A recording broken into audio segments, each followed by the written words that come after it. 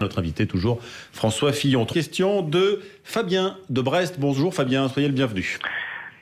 Bonjour, Monsieur Fillon, vous avez été Premier ministre au cours du quinquennat de Monsieur Sarkozy et vous avez supprimé 144 000 postes de fonctionnaires essentiellement d'État.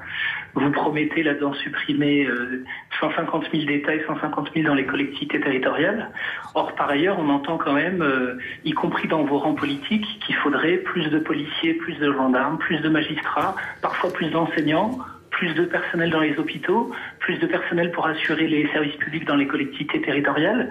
Donc est-ce que vous pouvez être plus clair et surtout est-ce que vous pouvez reconnaître que ça fait quand même du mal aux services publics et à la République de supprimer autant de postes dans la fonction publique d'État ou territoriale? Merci Fabien. Merci. François Fillon vous répond. Ce qui fait du mal à la République et aux services publics, c'est la dette. C'est 2200 milliards de dettes qu'il va bien falloir un jour rembourser. Voilà. Et si les Français pensent qu'on pourra éternellement vivre à crédit, ils se trompent. Il y a un jour où on va devoir affronter la réalité de la situation financière. On a déjà eu une alerte très sérieuse en 2008, 2009, 2010 avec la crise des dettes souveraines. Ma conviction, c'est que ça va recommencer parce que l'argent gratuit, ça n'existe pas. Voilà. Alors on coupe les postes de fonctionnaires. Donc, quel que soit le gouvernement, quelle que soit la majorité, il faudra réduire la dépense publique.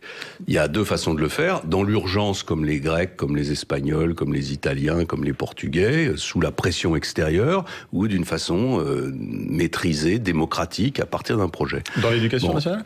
Partout. Moi, je propose et c'est pour ça d'ailleurs que mon programme est le seul qui soit en réalité réaliste.